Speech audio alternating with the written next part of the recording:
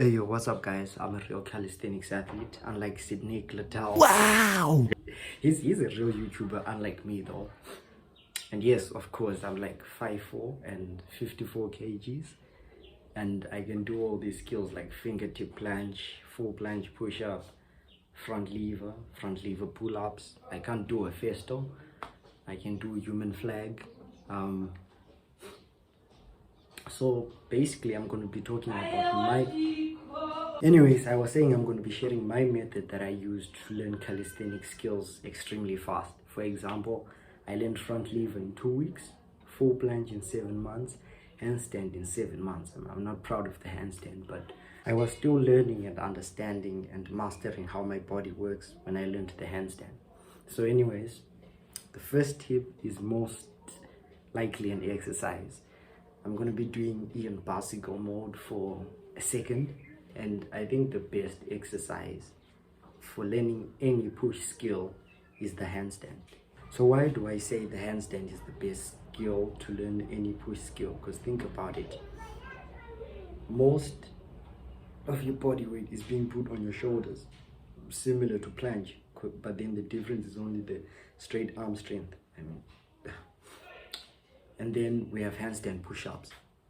When I learned handstand, for the next 2 months, I did handstand push-ups, and then the next 1 month, I just learned how to do the straddle planche, which from September to December, I could now do 4 straddle planche push-ups.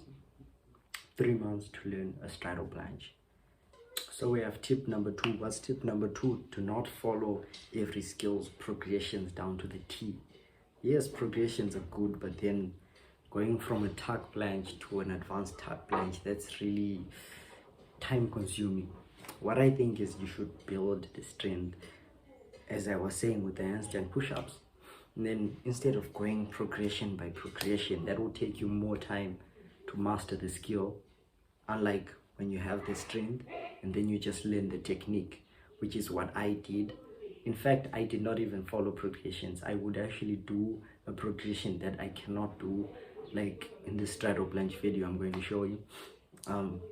That's how I learned it. It was more of a way of progressive overload, something like, in the gym, when I was doing something that was harder for my body, instead of doing a progression that I can already do.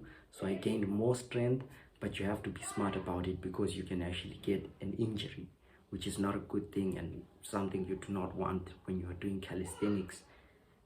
Tip number 3 is consistency, but consistency in a method that you know works for your body, which is why I always say you need to understand and learn about your body and how it responds to certain exercises, because that's the key and the main map to learning and obtaining skills really quick, because it's very efficient when you know what your body really responds to. Learning front lever in 2 months, what did I do? I did the dragon flag, because I knew I was lacking in lower back strength, So I did the dragon flag, and then went and attempted the front lever, and in 2 weeks I had the move. Think about that. But you know what's crazy? When we're talking about technique, I actually learned front lever and the planche before I learned the muscle up.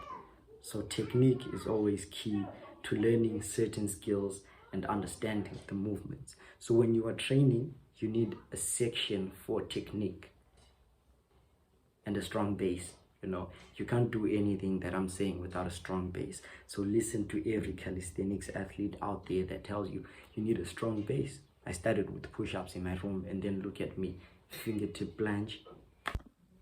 Tip number 4 is work on skills individually, because it's faster for you to learn all these skills when you are when you're focusing on one at a time. Unlike trying to train for planche and front lever at the same time, it's going to take you longer to unlock both of them.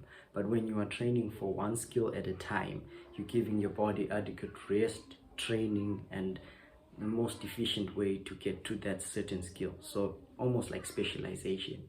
And then after you obtain that skill, you can just train technique maybe once a week, and then move on to the next skill that you want to learn, which is an easy way to get more skills in a short amount of time. Peace.